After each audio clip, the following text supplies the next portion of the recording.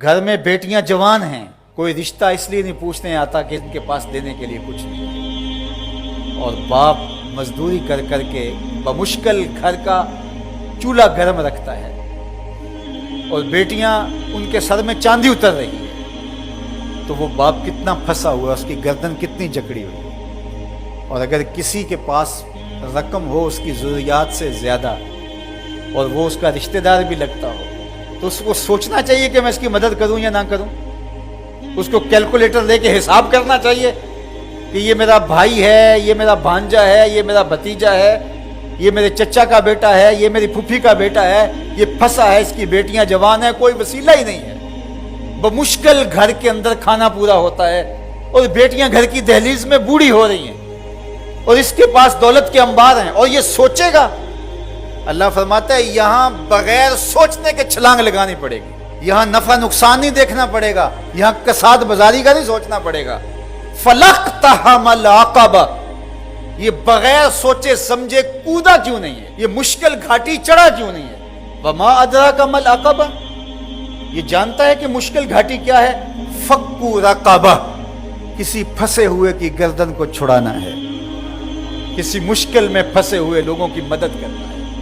تو اب یہ سوچے گا کہ ابھی تو میں نے فلاں پلاٹ بھی خریدنا ہے، ابھی یہ بھی کرنا ہے، ایک فیکٹری نہیں لگانی ہے میں نے تو اس کے لیے رقم جمع کر، کیا یہ ضرب تقسیمیں دے گا؟ کہا اگر اسلام کا نور سینے میں اترا ہوا ہے تو اپنے بھائی کی مصیبت کو دیکھ لے گا جب، اور وہ جانتا ہے یہ واقعی پھنسا ہوا ہے، تو پھر اس گھاٹی میں چھلانگ لگاتے ہوئے وہ دائیں بائیں نہیں دیکھے گا، وہ فوراً چڑھ دوڑے گا اور فوراً فیصلہ کرے گا تاکہ دکھی کو مصیبت سے نکال سکے۔ فَكُّ رَقَبَةٍ، کسی پھنسے ہوئے کی گردن کو چھڑانا، کسی مشکل میں پھنسے ہوئے لوگوں کی مدد کرنا ہے۔ او اطعام فی یوم ذی مسغبہ، یا بھوک کے دن کھانا کھلانا ہے۔ لاک ڈاؤن لگ گیا، لوگ ترس گئے، فاقے آ گئے، گھر میں بہت پڑا ہوا ہے، تو یہ سوچا جائے گا کہ میں نے تو 3 سال کے لیے رکھا ہے اور یہ بندہ ریڑیاں رگڑ کے مر رہا ہے، اگر میں اس کو دے دیا تو 3 سال کے بعد تو میرے پاس کچھ نہیں ہوگا۔ یہ بات سوچنے کی نہیں تھی کہ 3 سال بعد میرے پاس کیا ہوگا۔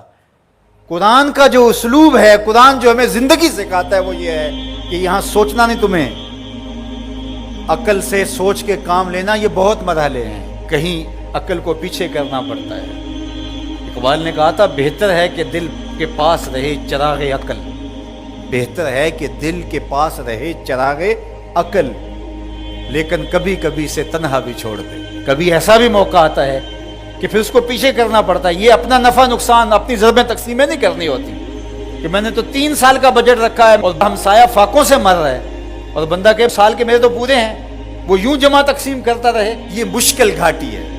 تو کہا اس کو یہ مشکل گھاٹی چڑھنا ہوگا۔ وما ادراک ما العقبہ، جانتے ہو مشکل گھاٹی کیا ہے؟ فک رقبہ، کسی پھنسے ہوئے کی گردن کو چھڑانا ہے۔ او اطعام فی یوم ذی مسغبہ، بھوک کے دن کسی کو کھانا کھلانا ہے۔ یتیما ذا مقربہ، کسی قریبی یتیم کی مدد کرنا ہے۔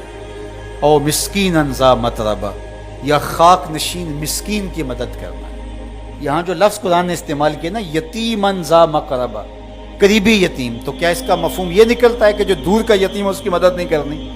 نہیں، بلکہ علماء تفسیر نے یہاں نقطہ بیان کیا کہ بندہ دور پار کے یتیموں اور غریبوں کی مدد کرتا ہے اور ان کی تصویریں بھی کھنچوا لیتا ہے دورے موجود میں، اور داد بھی لے لیتا ہے اور سخی بن کے سامنے آ جاتا ہے، لیکن یتیم خاندان کے اندر ہو تو ان کی مدد کر کے بندہ نمائش نہیں کر سکتا کہ میں نے اپنے بھتیجے بھانجے کے ساتھ یہ کیا ہے۔ جو بندہ نفس کا غلام بن جاتا ہے اس کے لیے مشکل ہو جاتا ہے۔ تو اس لیے اللہ تعالیٰ نے یہاں جو لفظ بیان فرمایا، یتیمن ذا مقربہ، قریبی یتیم کی مدد کرنا، او مسکینن ذا متربہ، یا خاک نشین مسکین کی مدد کرنا۔ کچھ لوگ، انہیں پتہ ہے ہماری ہمسائیگی کے اندر ان کے ہاں نان شبینہ بھی نہیں ہے،